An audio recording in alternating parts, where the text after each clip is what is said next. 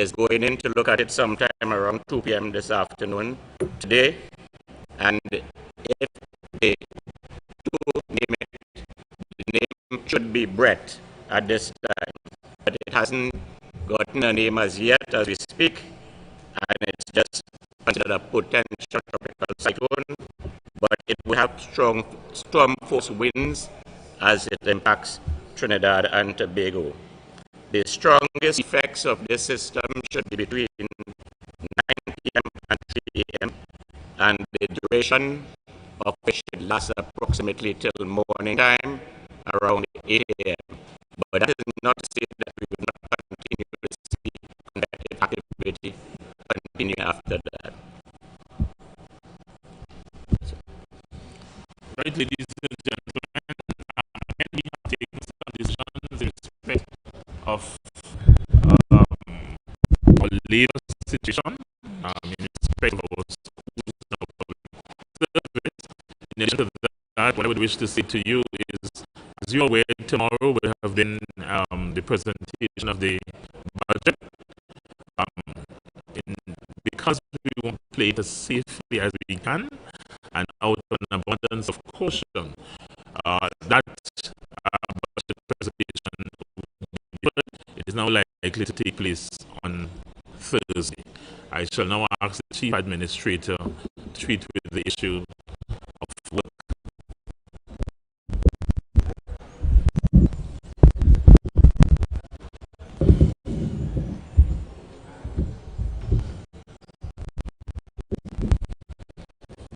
Good afternoon, ladies and gentlemen of the media.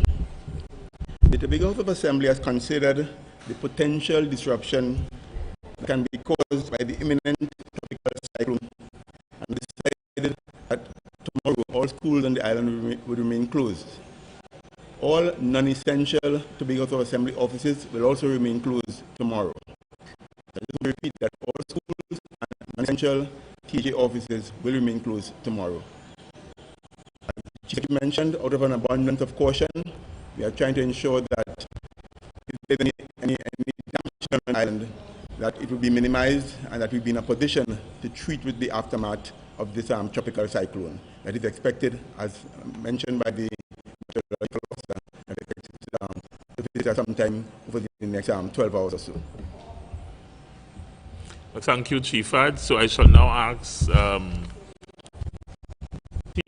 representative and director to advise you of those matters that are particularly relevant to the activation of the Operations Center, the Emergency Operations Center, and matters connected therewith. Ladies and gentlemen, and all of Tobago, today, coming out of the emergency meeting held, we were able to agree on some very effective incident action plan going forward. One which speaks to the activation of the Emergency Operations Center. At this time, I would like to notify all of Tobago, and based on the projections, we will see the activation of the Emergency Operations Center at 1800 hours this afternoon. At this stage, we are partially activated, which we are quite prepared to deal with any eventuality going forward. As it relates to shelters, we'll be communicating with our shelter managers to ensure that appropriate shelters are available. At this stage, we have 8 locations across the island that are stocked with emergency kits. These emergency kits will aid in the immediate relief of those persons who will be sheltered during the passage of the system. Outside of that, we know there might be impacts.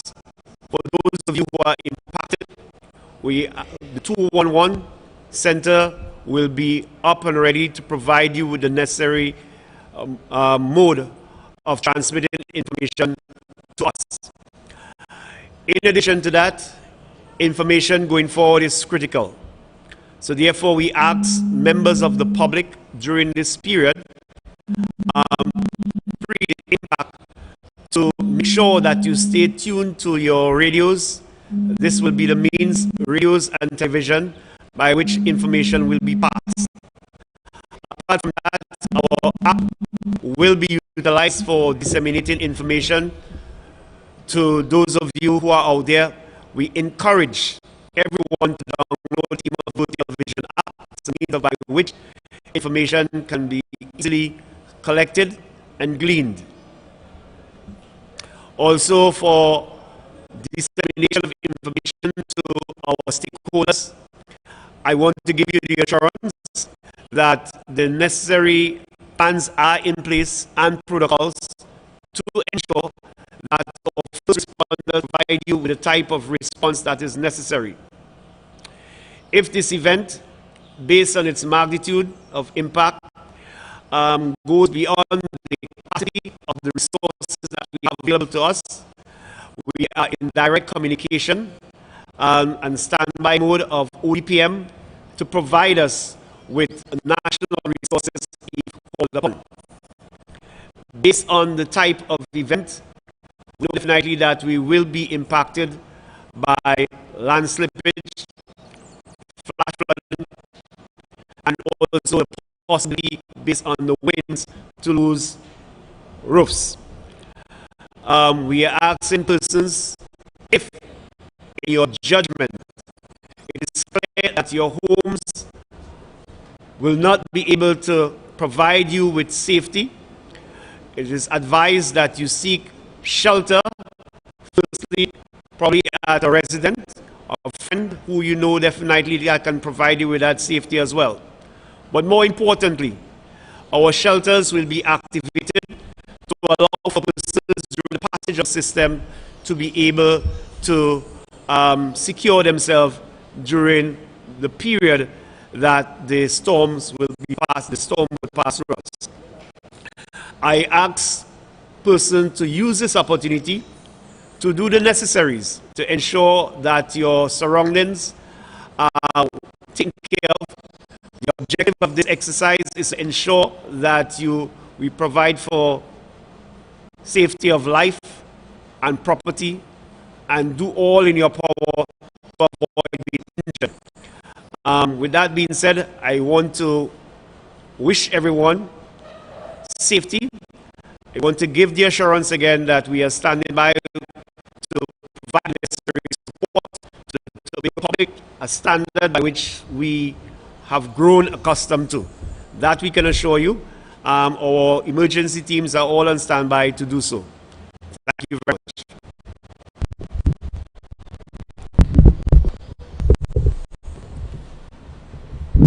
Ladies and gentlemen, if there are any questions in respect of the impending storm and the arrangements that we have put in place, we shall not take those questions.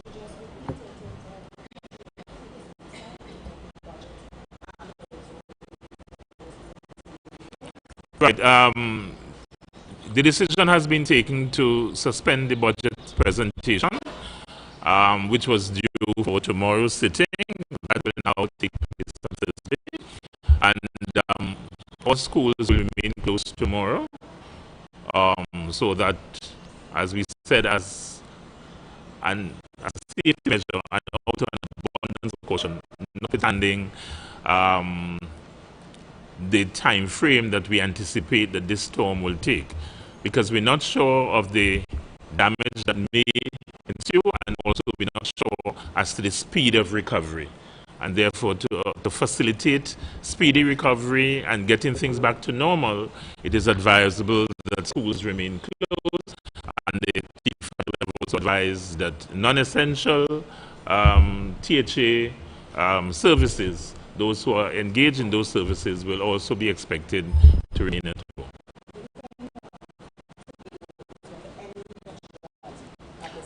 What I can say to you is that the TEMA is ready, and the first responder agencies are in a state of readiness.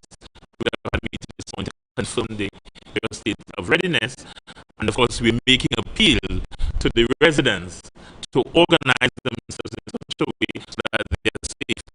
There's also making the point if they think at all that where they live may not be sufficiently safe, then they can in fact seek to go by neighbors, friends, or relatives. And if that itself constitutes a challenge, we are advising that our emergency centers will be activated later this evening.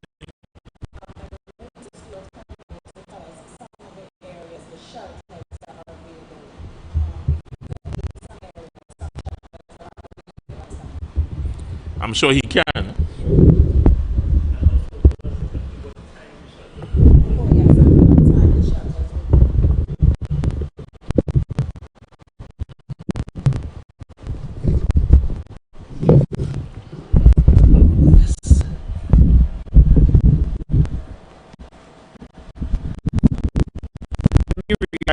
That the shelters will become active anytime during the passage of the system. What we'll try to do is to ensure that at approximately 8 o'clock, that all shelters will be open and accessible to the public.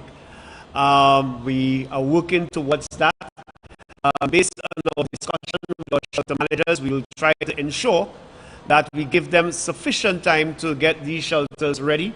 And these shelters, ideally, our objective of operating a shelter is to ensure that it is managed properly. And therefore, the shelters that we will focus on are those shelters that we have resources and there's a human resource to have them effectively managed. These are Charlottesville, Speyside, Delaford. Also, we have Codler Hall, Lansformy, Mariah. Also, these are areas that we'll focus on, and also can be Mount Pleasant. These are the primary shelters that we'll activate based on the impact and based on the resources available. There are 72 shelters across the island. These are categorized in 3 areas. 1, primary shelters, meaning our community centers. Second, the schools, and also alternative shelters will be our churches. We are hoping that we don't have to go that far. All this is based on the threat analysis. As you are well aware that these winds are just up to storm strength, and therefore a massive shelter opening will not be necessary at this time. And I think based on our population, on the density of our population, based on the risk factors, we are quite comfortable that these shelters will be able to provide the necessary persons cannot shelter where they are. Pause.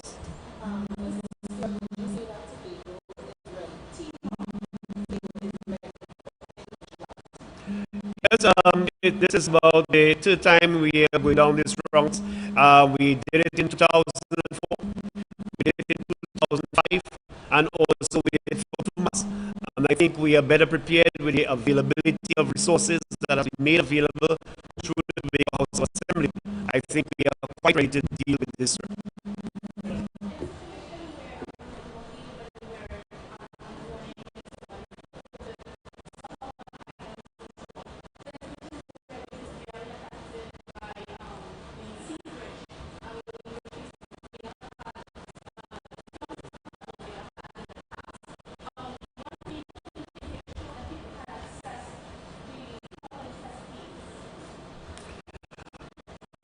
One of the things that we emphasize throughout this period is that persons need to at least have 72 hours supplies of food, emergency food items within their dwellings.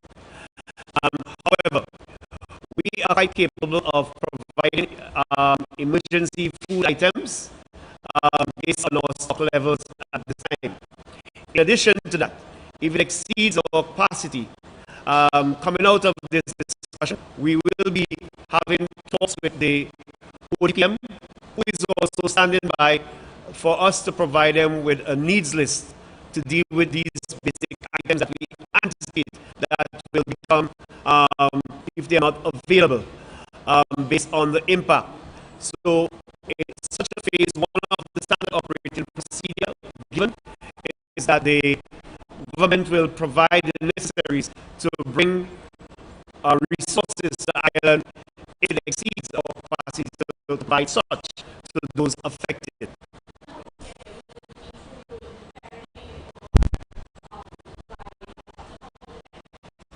Those things are well worked out. Apart from the conventional way of transporting equipment, we have been assured by the Trinidad and Tobago Coast Guard that they are standing by. Also, I will receive information that came from the Minister of National Security, making inquiry as early as possible for us to generate that needs list and pass it on to them so that they can put the necessaries in place. Also, the engineering battalion of the Trinidad and Tobago Defense Force is also standing by to be deployed to mobilize these resources as it becomes necessary.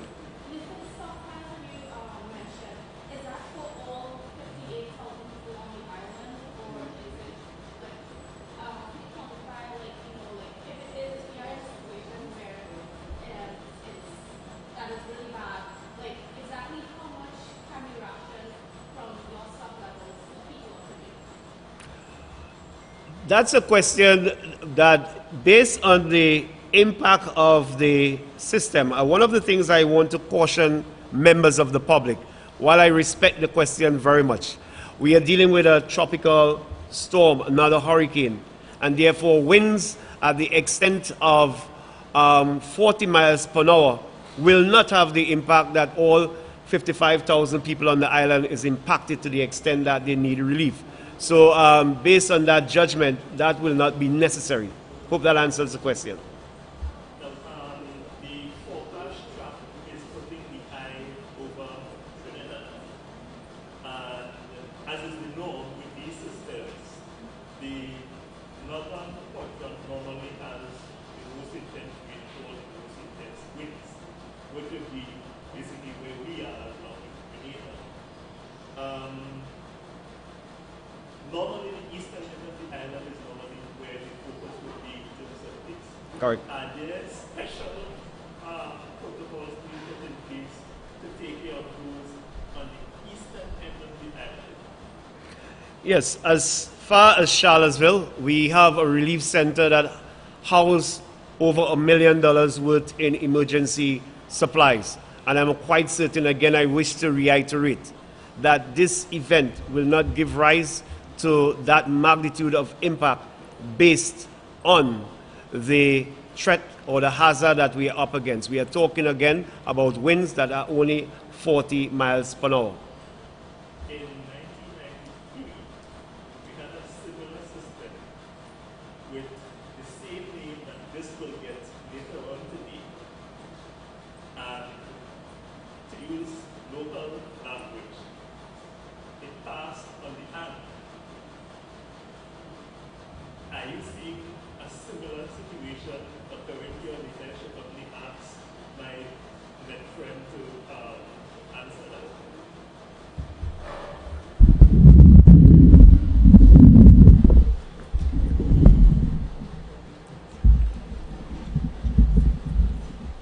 that. To answer your question, the population and the public has always said that it passed between Trinidad and Tobago. But that is just the center or the eye of the system we are talking about. The system is much, a storm system is much broader than that, so it would have had cloud cover and convective activity over both Trinidad and Tobago. The situation with Brett, with the first Brett, was that the upper level configuration was quite different to now. And to be honest to you, I hope this is one of the times that I hope the meteorologists are wrong, because although we try to predict weather as best as possible, we all not looking forward to seeing storms pass us. But I expect this storm to have some sort of structural integrity, if you like, as far as the cloud and the convective activity is concerned.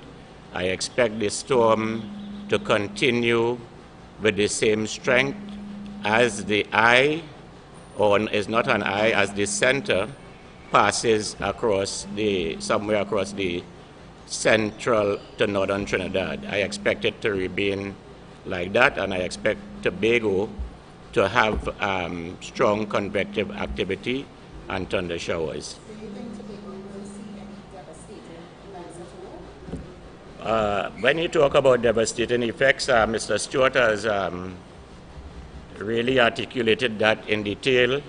But when you talk about effects of storms and things like that, we have to look at both the structural integrity of the buildings in place, because one small wind could blow down any shack. And if the buildings are of sound structural integrity, I don't think that a storm of this magnitude is going to do much damage to buildings that are properly built.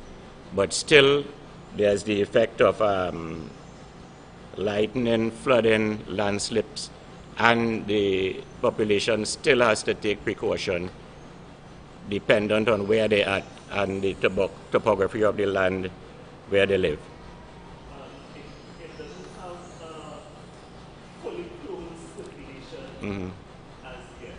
And we're hearing about the massive Sahara dust coming to the north and a strong wind shear in the upper levels. How is that played out right now? Well, right now, when I look at what we call the upper level low, for the past 2 days or so, when the system was a little further east in the Atlantic, we didn't have a favorable upper level conditions. But as it begins to come closer, there is some favoring of convective development. But the storm, the system itself, as you say, on the isobaric level, you may see the analyst or the meteorologist may see a closed isobar for the central pressure, but you would not necessarily see a closed circle as far as the cloud structure is concerned, because the system is not that strong right now. Yeah, any further questions in respect of this impending storm?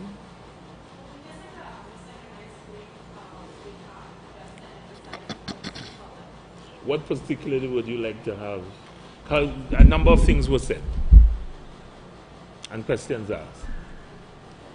Is there anything you're unclear about? What final words would you like to tell the Tobagonians in terms of their preparations at this time? Take warning, take heed, stay glued to your televisions and your radios. Do not take this lightly. We have decided at the level of the THA and the emergency team to provide you with all the necessary information. In addition to that, we have taken the precaution of closing schools and to ask those engaged in non-essential services to remain at home.